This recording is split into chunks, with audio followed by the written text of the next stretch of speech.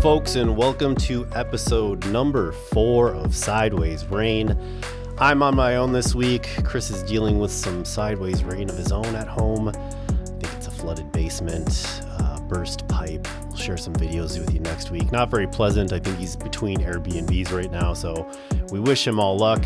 I guess I'm only kind of on my own. I do have Kima here today. Kima, are you going to do some podcasting? All right. So she's here to make sure I behave myself. But with that, you're just getting me this week. So I thought I'd get into my professional career, maybe lend a little bit of legitimacy to what we're talking about here. Believe it or not, I didn't start out as a CEO. I started out in high school rolling cable, folding drape, and doing grunt work on site for meetings and events. I was just another set of hands there at the time, never thinking this would become my career, let alone one day that I would run this company, the 180 Group, and have a startup called Wift with my business partner, Chris, who's also my partner in crime on this podcast. But it's just me today, so get ready. Off we go.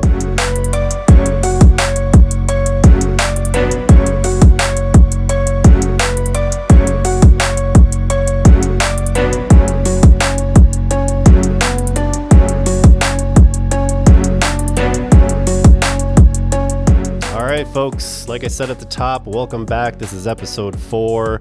I am flying solo, so Chris, I hope I can hold up your end of the deal and you'll be back next week.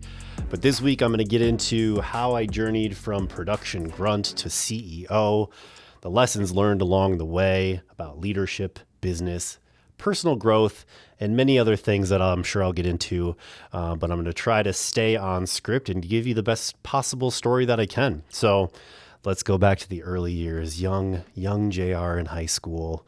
Was just starting out, and fortunately, I was very fortunate that my dad was in a business called meeting production. I didn't know anything about it at the time, but he offered me an opportunity to come on show site, and I didn't even know what that meant. I just know he'd pay me to fly to Florida and do an event with him. So at 16 years old, I was in a little bit of money and a plane trip. You could be sure I was going to be there. And then when I got on site, I quickly figured out it was grunt work. We were rolling cable, we were hanging drape. I was taping down wires with gaff tape, running to the hardware store for extra pieces of gear and equipment, picking up snacks and coffee for the crew. Really just about any low skill thing that you would need on site. I was another pair of hands to get that done. And you know what? I was happy to do it. There's a certain energy in being part of an event, even my small part, when you see that first day and the folks walk in and see the room and the room kicks off and that event starts, just knowing you had a little piece of this, there's a little bit of energy in that. And I think at the time I didn't really recognize it, but I recognize it today, how this sort of industry gets inside your bones and gets you excited about it. So I did that off and on for quite a few years through high school and college, never really thinking about it as a career, but just something fun to do to make some money and be on the road with my dad at the time and spend a little bit of time with him. Even bringing some friends on show site with me on a couple of them. My friend John would come along, so it was great. But as things progressed through college and I started to come to the end of that path for myself, I ended up asking my dad if there was a place for me in the business. And I remember the conversation pretty clearly. We had just finished an event. We were flying back, and we happened to be sitting on the plane next to each other side by side. And I said something along the lines of, I think I want to do this long term. What do you think about that? And asked if he had a place for me at the company. And, at the time, I didn't recognize how hard of a decision that probably was for him, being a small company. I wasn't sure where the revenue was, if he even had a place for me, if he even had the money to bring in somebody like me to the company of 2 at the time to grow to 3. So 50% growth, if you will. But you could see the pride in his eyes, and you could see that he was going to try to figure it out. And we came to an agreement that, hey, why don't you try this out for a summer in 2004 while you're both off of school, go back for the final year in 2005. And if you think it's a good fit, then you can come back. So we did a summer trial in 2004 out in New Jersey, stayed with them and worked out of the office. And I left there, I think, a little bit more renewed and strong in my feeling that I wanted to do this for a living. So it was kind of up to him to figure out how to bring me on. And he did. And I'm so grateful for that risk that he took for himself and his family and his company to bring me on in a place where you didn't really know what he was gonna get out of me at the time. Not a super motivated college kid. I know I liked the business, but I didn't really know what I wanted to do. So in 2005, my wife and I moved out of Minnesota and moved into his basement in New Jersey. So not only did we work together every day, we got to spend the evenings together as well. I'm sure he got quite tired of me at the time, but we really enjoyed that time. It was actually pretty awesome. My little brother, who is 20 years younger than me, we got to see him through his younger years and spend his second birthday there at the house. So a lot of fun had that first summer. But as soon as I came on, Senior was ready to teach me about the business. That's what I call him, Howard Spees Senior. I called him Senior. I still call him Senior to this day. But he always said you have to find what you like to do in this business to keep yourself interested. And it took me a little while to figure that out, but I did find out not only did I love to create and design events and the technical piece of it and the relationship part of the business, but I really loved the visual communication piece. And so I pursued courses in graphic design, visual communication, and animation while working at 180 Group. And again, thankful that 180 was able to sponsor that for me and pay for it so I could take those courses and really advance the company. So I took that merging of technical production knowledge and matched it with creative storytelling and visual design. And we really became a small version of the company that we are today. I spent a lot of years working on show site with my dad, managing on-site technical crews, creating event branding and experience design, and learning the ins and the outs of the business. So there was a lot of years invested there between 2005 and when I really sort of came into a leadership role, which would have been around 2018. Obviously skipping a lot here, but we'll have Howard Senior on a future episode here. I think that'll be a lot of fun, and we can tell a lot of stories from over the years. You get a lot of them when you travel together. So, like I said, over those years, worked really closely. We were a company of three, myself and Howard Senior and Lucy. We all worked out of a single office, about a little bit bigger than my office is right now. All three of us in that space. So there's no phone call that was private. There was no information that was private. We all sort of just learned and did the business together, which was just a really great way to learn the ins and the outs of the business. So not just the production side and negotiating with partners and vendors, but also the financial side of the business, learning about cash flow, balance sheets, profit and loss, the operational side of the business, albeit we are relatively small internally. There's a whole operational mechanism that works for live events where you're bringing in large crews of people that you have to manage. So don't think of us as a company of three. Once we hit on site, we're upwards of 10, 15, 20, 30 people if you include freelancers, AV technicians, keynote speakers, and all the other people involved in the event. So it does require an operational backbone that's smart and replicable.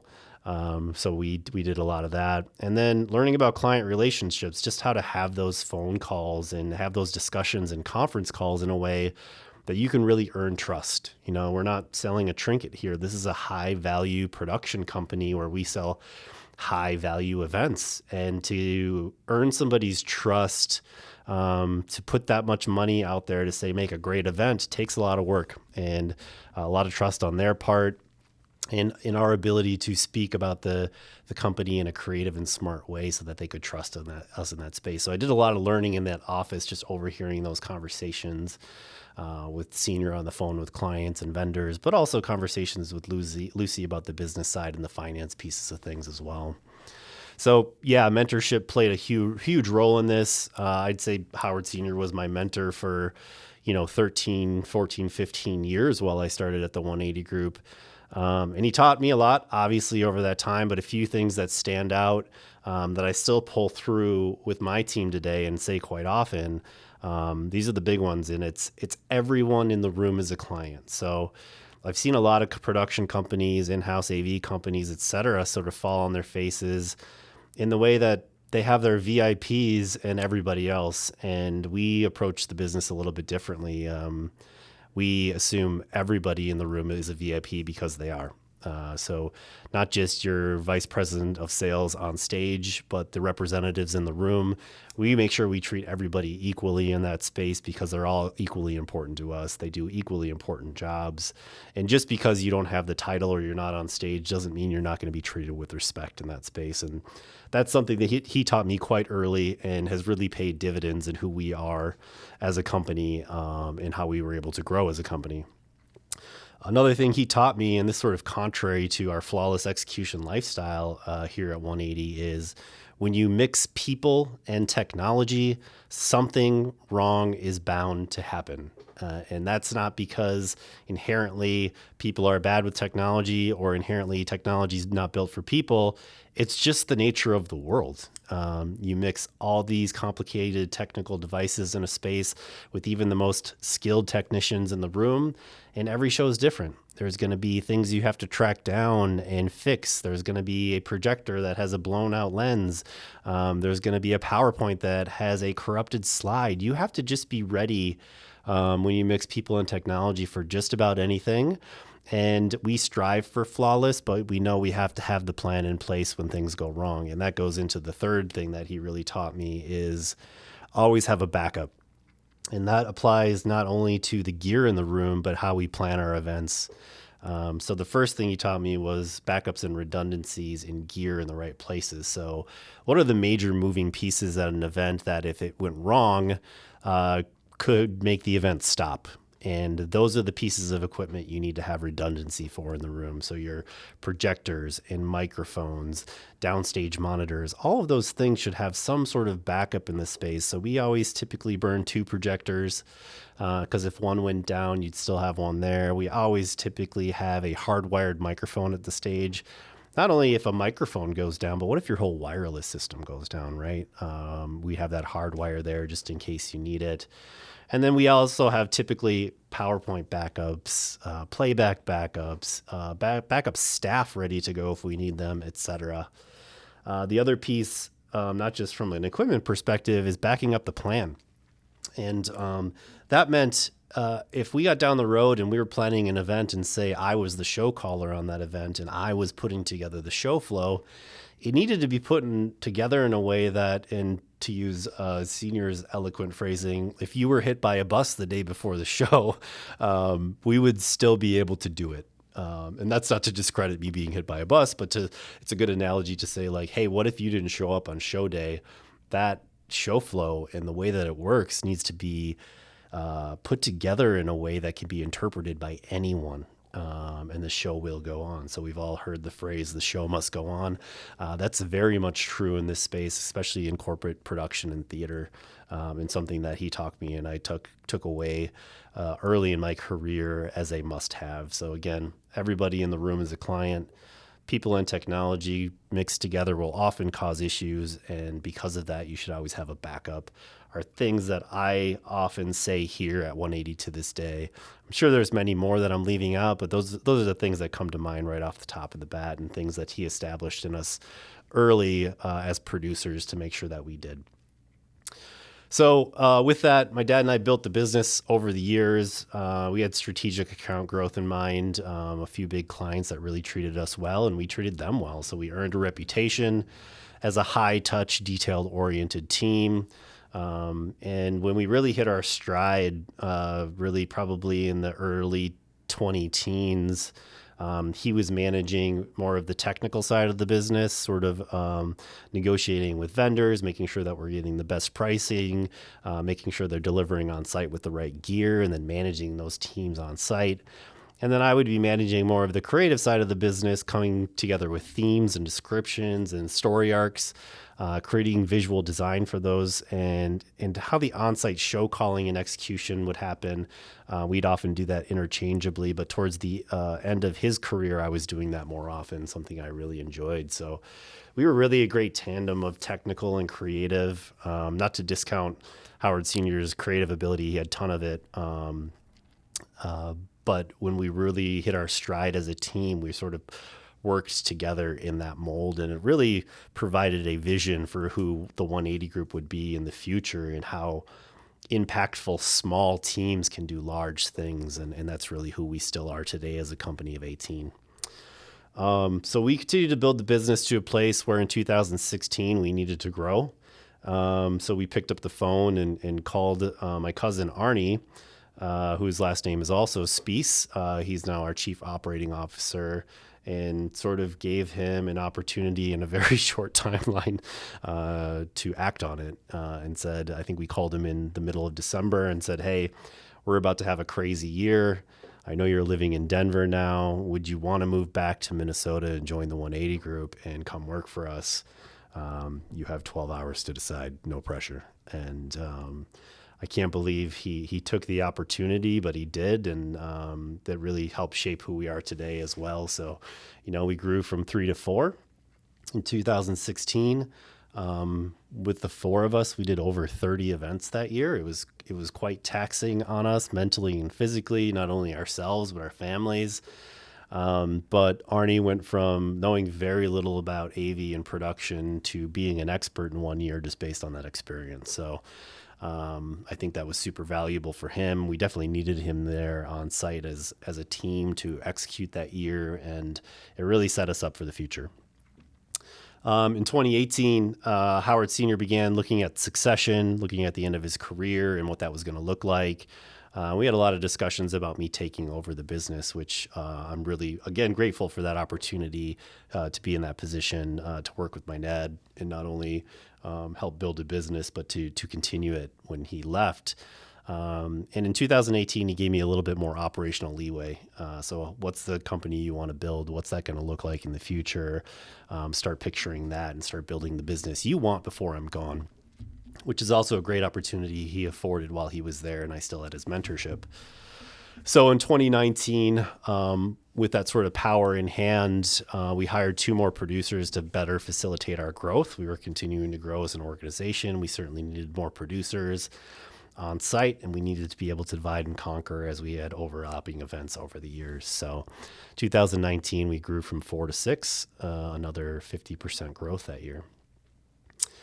Fast forward again to 2020, a pretty tough year for a lot of people with pandemic hitting in March.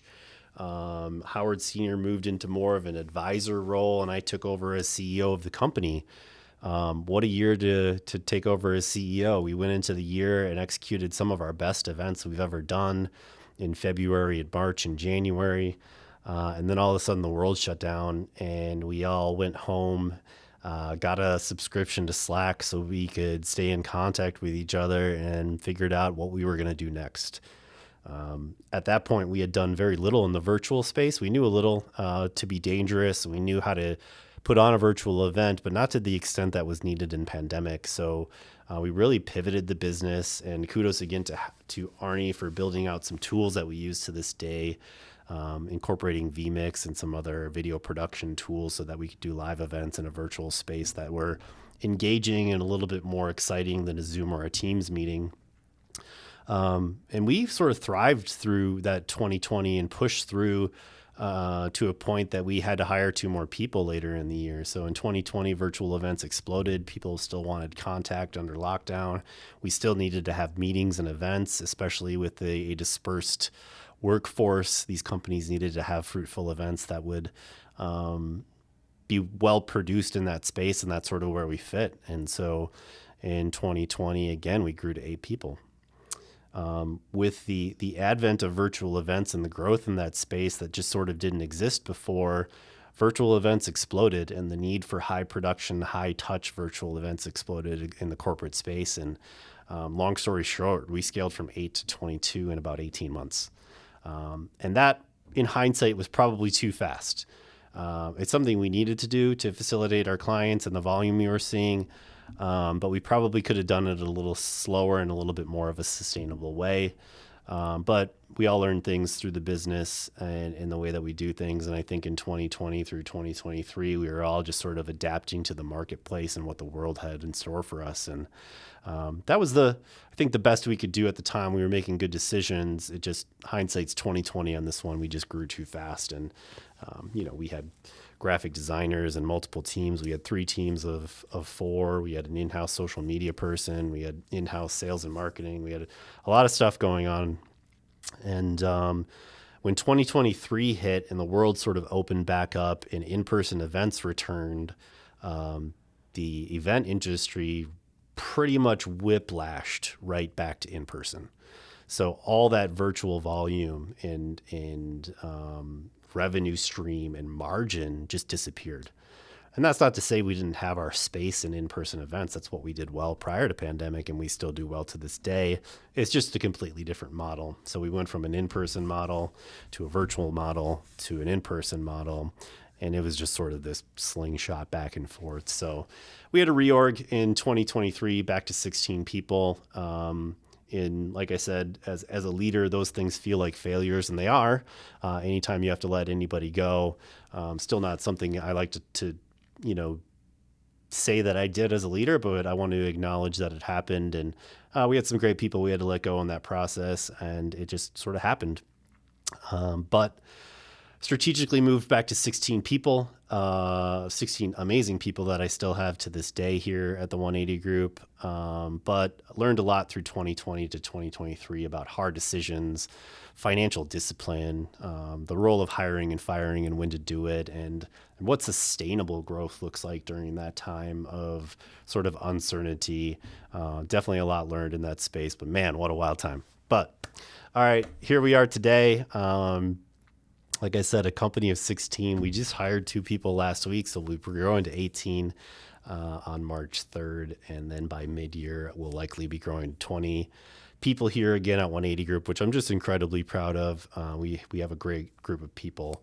And another thing we did in the past year is we really refined our focus on what we produce and who we produce for. So in the past, we sort of cast a wide net and said, we'll produce an event for anybody, when in fact, what we're really good at is healthcare, pharma, and med device, med tech events in these highly regulated spaces. So we really dialed into that and said, that's where we're going to stay. These are the clients we want to serve. And we are going to be the #1 event production company for pharmaceutical, medical device, and healthcare companies. And it's really paid dividends for us. And we've invested in that space to make sure our producers are healthcare compliance certified. We know the space. We know how to stay on the guardrails and really facilitate meetings and events in that space, because any of you that know or have worked in healthcare before know it's a highly regulated space. Perception is key.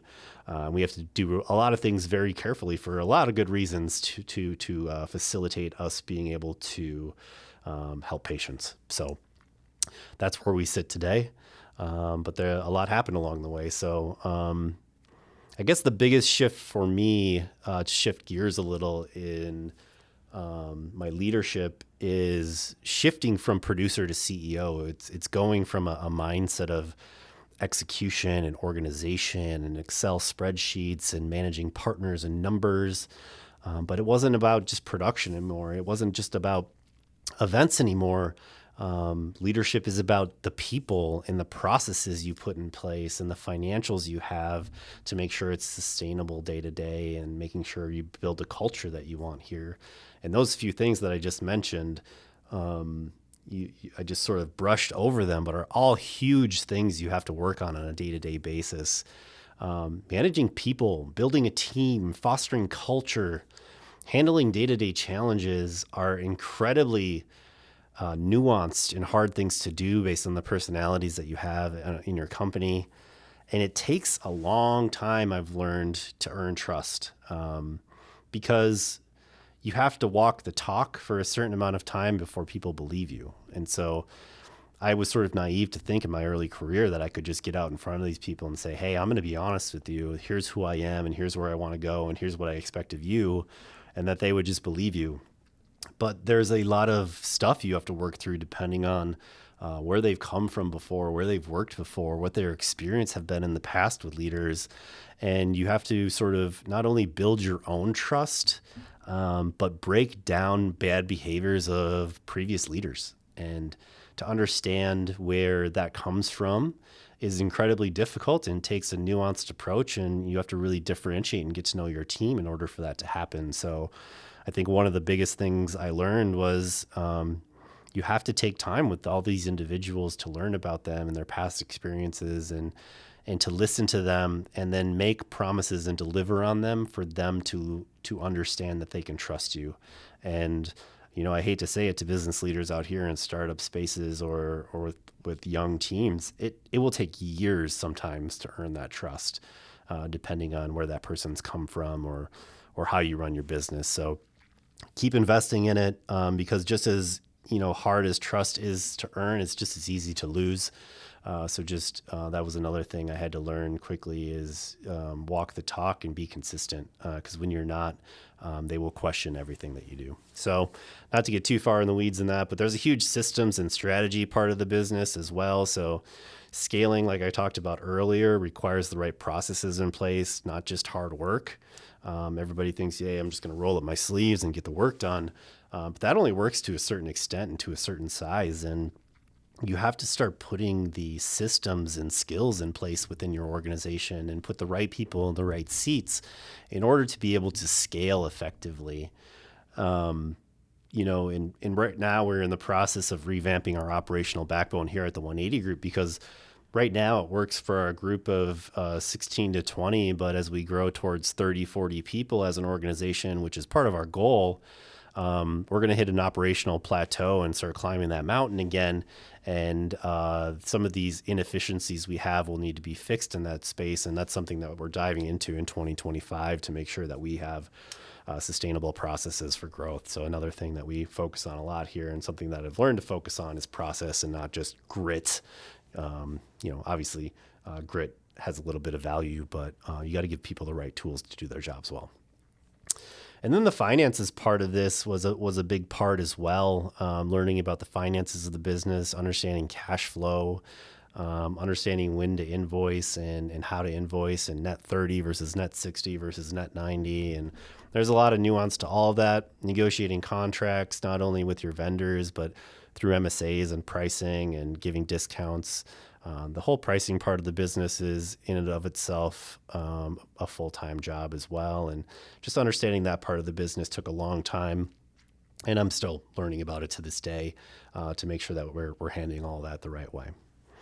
Another thing I've been trying to do as a leader is constant professional development. I was for a couple of years part of a Vistage group, which is a group of fellow CEOs or leaders in the Twin Cities area. And I was able to surround myself with those business leaders and learn a lot from them through issue processing, having keynote speakers at those events, reading certain books together. I really had a great time in that group. And so if any of y'all are in the Twin Cities area interested in a Vistage group, look up Howie Milstein.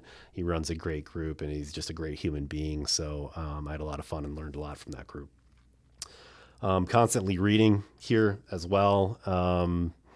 Books that have shaped some of my thinking over the years. I've read Beyond Entrepreneurship by Jim Collins. Never Split the Difference was a huge negotiating book by Chris Voss.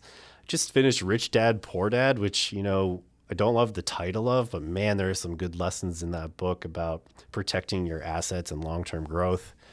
A book that a lot of people read is Traction, building your company in a sustainable way, getting right people in the right seats. Buy Back Your Time with Dan Martell, really making sure that you're investing in the right places so you have the time to do the things that are important. We just finished The Catalyst in a coaching session with Jill here at the 180 Group by Jonah Berger. And one of my favorites from way back that's still relevant, I think, to this day, and I usually give them to new hires, is I have a bunch of copies here of How to Win Friends and Influence People by Dale Carnegie. Just a book that I like to go back to pretty often.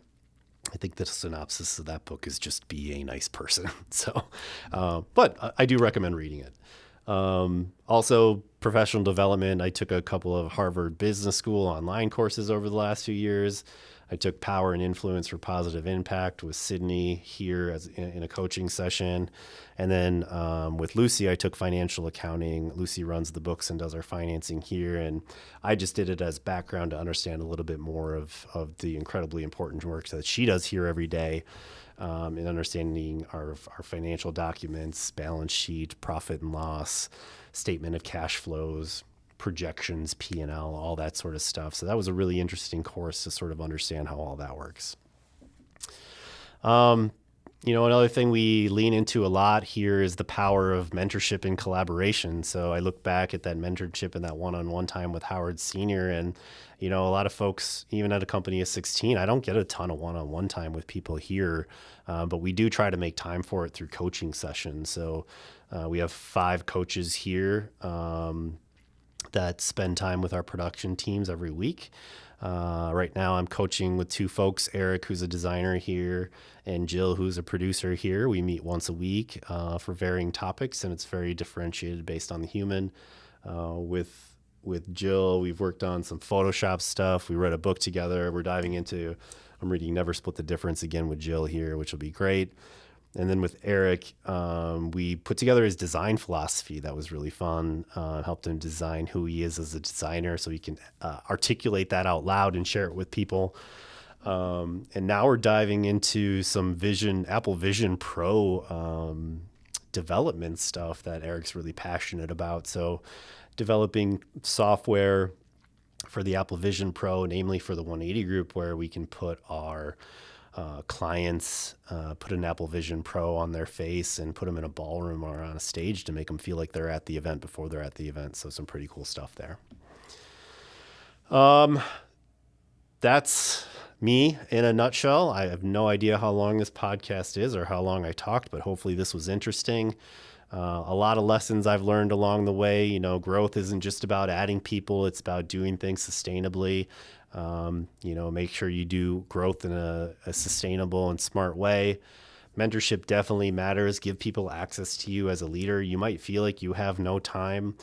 Figure out what's taking the most time and figure out how to automate those things so that you can have time, so that when somebody does knock on your door, you can answer it and provide leadership and mentorship. And that's something that I still work on every day and is incredibly hard, is just being available and listening. So be a mentor. And the other lesson I've learned is you don't have to have it all figured out, but you do have to keep learning. There's no business leader out there, I think, that has it all figured out.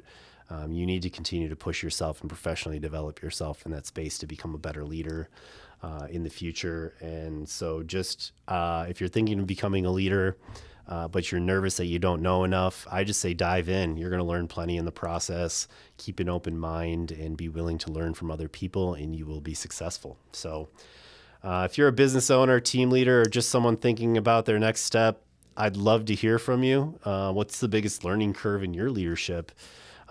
Throw me a message or shoot me a DM. I'd love to hear from you. I'd love to hear about your challenges and see if maybe we can help each other out, because I'm here to learn from you as well. So that is episode 4 of Sideways Rain. It's been really fun to be with you on my own. I am so excited to have Chris back next week, so you don't have to just listen to me drone on and on. But this was fun. Hopefully you liked my little background story, and I look forward to hearing from you and seeing you all next week.